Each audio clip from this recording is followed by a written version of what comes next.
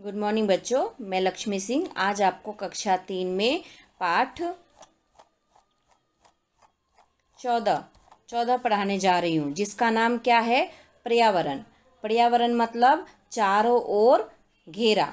चारों ओर घेरा हमारे आसपास वातावरण जिसमें सभी प्रकार के जीव, नदी, तालाब, पहाड़ तथा पेड़ पौधे आते हैं और जिसमें सभी जीवधारी जीवित रहते हैं, वो क्या है? पर्यावरण है। ओके, चलिए पर्यावरण हम स्टार्ट करते हैं चैप्टर। इस पाठ में हमें क्या बताया जा रहा है वो हम पहले जानेंगे। इस पाठ में पर्यावरण स्वयं एक आदमी के रूप में आकर मयंक और विनय को पर्यावरण के संरक्षण की प्रेरणा देता है। ओके, वह कहता है कि एक ही चीज यदि लगातार बढ़ती या घटती मीन्स ज़्यादा हो या कम हो, बढ़ती या घटती जाए तो जरूरी होते हुए भी नुकसानदायक हो जाएगी। अधिक पानी में बाढ़ आ जाएगी। उसी तरह कम पानी से सूखा पड़ सकता है। अगर ज़्यादा पानी हो जाता है तो क्या होता है? बाढ़ आ जाता है। अगर कम पानी हो तो सूखा हो जाता है, सूखा पड़ जाता है। धरती पर हर चीज में संतुलन होना चाहिए। भगवान ने हर चीज में संतुलन बनाया है, लेकिन हम इस संतुलन को बिगाड़ रहे हैं। हम जंगल काट रहे हैं। इससे हवा, पानी और वातावरण दूषित हो रहा है, गंदा हो रहा है। पर्यावरण दोनों बच्चों को समझाता है कि पूरी मानव जाति को मिलकर पर्यावरण की रक्षा करनी चाहिए। क्या करनी चाहिए? रक्षा करनी चाहिए। अब हम चैप्टर एक्सप्लेन करेंगे। चैप्टर रीड करूंगी और एक्सप्लेन करूंगी। ध्यान से सभी बच्चे सुनेंगे। ओके, हमारा परिवेश हमारे लिए अत्यंत आवश्यक है। यह पाठ हमें पर्यावरण की जानकारी देते हुए यह समझा रहा है कि हमें इसे साफ तथा स्वच्छ रखना है, प्रदूषण को दूर करना है। प्रदूषित वातावरण हमारे स्वास्थ्य के लिए क्या है? हानिकारक है। ओके, चलिए अब हम नीचे पढ़ते हैं। मयंक और विनय दो लड़के थे, जिसका नाम एक का मयंक था और दूसरा विनय था। हंसते खेलते फूल तोड़ते हुए जा रहे थे। अचानक कोई जोर से चिल्लाया। दोनों जब जा रहे थे फूल तोड़ते हुए, बातें करते हुए, तो अचानक कोई जोर से चिल्लाया, ठहरो। दोनों डरकर रुक गए। साहस, साहस का मतलब हिम्मत, हिम्मत बटोर आगे बढ़े तो चौंक गए। हरा भरा पेड़, उदास मुद्रा, मुद्रा का मतलब क्या हुआ? स्थित मीन्स एक पेड़ जो था हरा भरा, वो उदास की मुद्रा में खड़ा था। मुद्रा में एक आदमी की तरह खड़ा था। दोनों ने पूछा, आप कौन हैं? दोनों बच्चों ने, मयंक और विनय ने पूछा, आप कौन हैं? आपने हमें क्यों डांटा? डांटना का मतलब तो आप लोग समझते ही हो, फटकारना। ओके, चलो, मैंने तुम्हें इसलिए डांटा क्योंकि तुम दोनों मुझे बर्बाद कर रहे हो। किसने बोला? पर्यावरण, पेड़ ने बोला कि तुम दोनों मुझे बर्बाद कर रहे हो। बर्बाद मीन्स नुकसान कर रहे हो, नुकसान कर रहे थे। अब मुझे पहचाना, अब मुझे पहचाना। मयंक और विनय सहमे हुए बोले, नहीं भैया, हमने आपको नहीं पहचाना। दोनों ने बोला कि नहीं, हम तो आपको नहीं पहचानते हैं। फूल तोड़ते हो, पौधे उखाड़ते हो और नाली में पत्थर फेंकते हो, पर मुझे नहीं पहचानते हो? तो सुनो, मैं हूँ क्या? पर्यावरण। पर्यावरण, उस पेड़ ने कहा। मयंक और विनय ने कहा, अरे हमने तो आपका नाम कई बार सुना है। मेरे शिक्षक आपके बारे में बहुत कुछ बातें बताते हैं, लेकिन आप भी तो अपने बारे में कुछ बताइए। दोनों बच्चों ने पेड़ से कहा कि हम बहुत आपके बारे में सुने हैं अपने स्कूल में, अपने टीचर से, पर आप भी अपने बारे में कुछ बताइए। पर्यावरण ने कहा, तुम लोग जानना चाहते हो तो मैं तुम्हें पर्यावरण और इसके संतुलन के बारे में बताता हूँ। अगर एक ही चीज लगातार बढ़ती या कम होती रहे तो वह चीज़ सबके लिए जरूरी होते हुए भी नुकसानदायक है।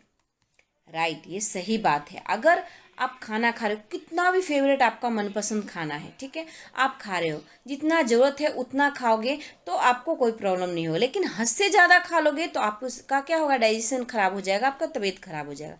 इसीलिए कोई भी चीज़ हमें ज़रूरत में ही चाहिए, ज़रूरत से ज़्यादा हमारे लिए नुकसानदायक है।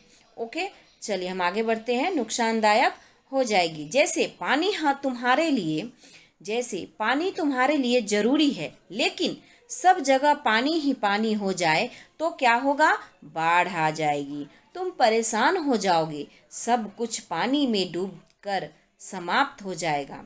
ठीक इसी तरह पानी कम होने लगे तो धीरे धीरे सूखा पड़ने लगेगा, सभी पेड़ पौधे तथा फसलें नष्ट हो जाएगी,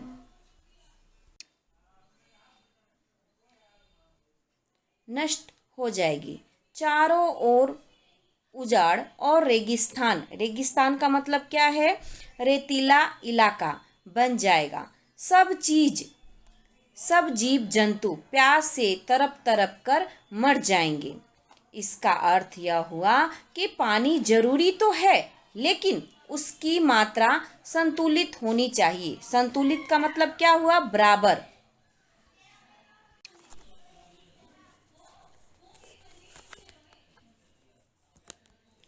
चलिए, संतुलित होनी चाहिए। यही बात अन्य सभी प्राकृतिक वस्तुओं पर भी लागू होती है। पेड़ पौधे पेड़ पौधे जरूरी है लेकिन सब जगह पेड़ पौधे ही हो जाए तो धरती पर क्या होगा, जंगल बन जाएगा। ठीक है, हम पेड़ पौधे लगाते हैं वो सही है, पेड़ पौधे होने चाहिए, ये भी सही बात है, लेकिन सब जगह पेड़ ही हो जाए ये गलत है। ऐसा नहीं करना चाहिए। हम तो हमेशा हर जगह क्या होगा, जंगल ही जंगल हो जाएगा। ठीक है,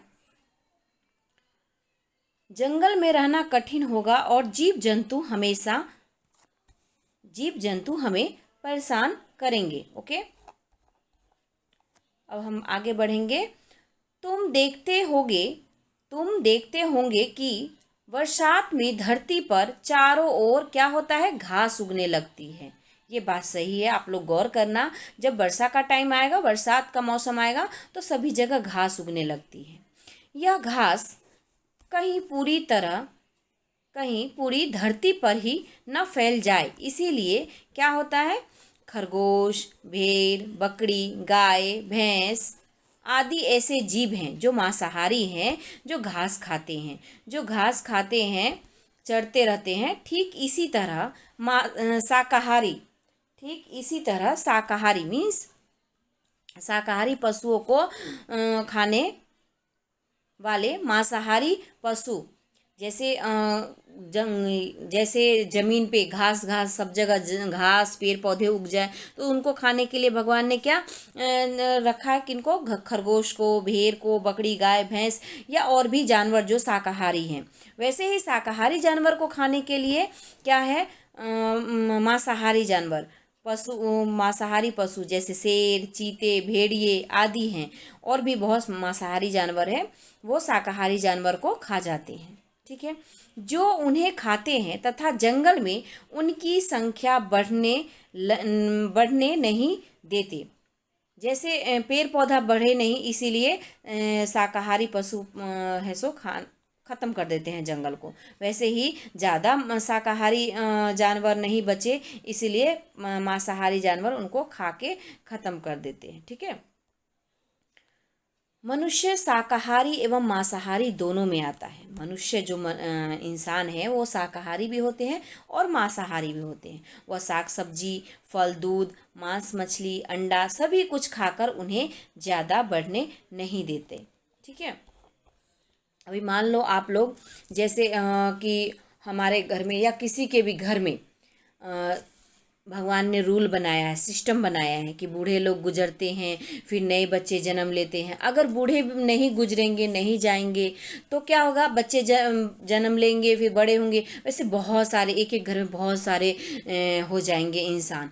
तो इसीलिए भगवान ने एक तरफ आने का चालू रखा है कि बच्चे जन्म ले रहे हैं, और एक तरफ जो एजेड लोग हो गए, बूढ़े लोग, वो ख़त्म हो रहे हैं धीरे धीरे। ठीक है, अभी हम आगे बढ़ेंगे।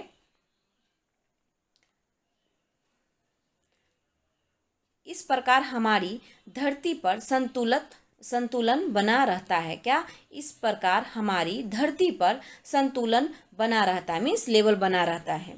ठीक है, अब हम आगे बढ़ेंगे। यह सुनकर मयंक और विनय काफी खुश हुए और बोले, पर्यावरण भैया, आजकल जगह जगह नए शहर बस रहे हैं। मीन्स जगह जगह नए नए घर बन रहे हैं, शहर बन रहे हैं। तो लोग अपनी आवश्यकता पूर्ति के लिए जंगलों को काट रहे हैं और हवा, पानी तथा वातावरण को दूषित कर रहे हैं। आप लोग देखते ही हो, जहाँ जंगल एरिया रहता है, वहाँ पे क्या होता है? बिल्डिंग बनाना चालू हो जाए, जंगल को काट के ख़त्म करके और बिल्डिंग बनाते हैं, मॉल बनाते हैं, दुकान सारी बनाते हैं। वो बोल रहा है दोनों। ठीक है, और आप लोगों ने भी देखा है, हवा, पानी तथा वातावरण को दूषित कर रहे हैं। तो भी आप इतने दयालु हैं कि हमेशा हरा भरा बने रहकर हमारी सेवा करना चाहती हैं। मयंक और विनय पर्यावरण को बोलते हैं। हाँ बच्चों, पर्यावरण बोलता है, हाँ बच्चों, मैं तो यही चाहता हूँ कि जीव जंतु, पेड़ पौधे, हवा और पानी सभी मिलकर मुझसे दोस्ती कर ले। यह सुनकर मयंक ने कहा, आज से हम आपकी रक्षा करेंगे। हाँ मयंक, तुम ठीक कहते हो। कौन बोला ये? बताओ। मयंक और क्या था? कौन था? मयंक और विनय था। ओके, तो मयंक बोला कि तुम ठीक कहते हो। विनय, तुम ठीक कहते हो, पूरी मानव जाति को मिलकर मेरी रक्षा करनी चाहिए। ठीक है, कौन बोला ये? पर्यावरण ने बोला कि पूरी मानव जाति को मिलकर मेरी रक्षा करनी चाहिए। विनय ने कहा, पर्यावरण भैया, इसका मतलब लुप्त होते जीवों जैसे शेर, पांडा को बचाना हम सबके हित में है। लुप्त का मतलब क्या हुआ? समाप्त, हित में है। जब जीव जंतुओं के विनाश का मतलब क्या हुआ? सब कुछ खत्म होना। विनाश का सिलसिला टूटेगा, तभी तो प्राकृतिक में संतुलन बन पाएगा। अब हम मेढकों आदि किसी भी जीव को पत्थर से नहीं मारेंगे। हम लोग क्या करते हैं, या बच्चे आप लोग भी बहुत सारे क्या करते हैं, समुद्र के किनारे या नदी के किनारे रहते हैं, तो वहाँ मेढक रहती है, तो हम क्या, या वैसे भी अगर हम कहीं गए नदी के किनारे या समुद्र के किनारे, तो हम पत्थर उठा उठा के नदी में फेंकते हैं, पत्थर उठा उठा के नदी में फेंकते हैं। ये गलत है, ऐसा नहीं करना चाहिए। ओके, मेढक को आदि किसी भी जीव को पत्थर से नहीं मारेंगे, फूल नहीं तोड़ेंगे, पौधे नहीं उखाड़ेंगे, और अपने स्कूल और घरों में पेड़ पौधे लगाएंगे। आपको भी ऐसा ही करना चाहिए। कभी किसी को परेशान नहीं करना चाहिए, ना फूल तोड़ना चाहिए, ना पेड़ को उखाड़ना चाहिए, ना उनकी पत्तियां तोड़नी चाहिए, ना नदी या समुद्र में पत्थर मारने चाहिए, या किसी भी जीव जंतु को नहीं मारना, किसी को परेशान नहीं करना चाहिए। ओके, ठीक है, चलो आपका ये चैप्टर कंप्लीट हो गया है। आप अच्छे से रीड करना है और ध्यान से सुनना है। जो हार्ड वर्ड है उसको, उसका मतलब, मीनिंग, अर्थ समझना है। ठीक है, चलो आपका ये कंप्लीट हो गया है चैप्टर। चलो बाय।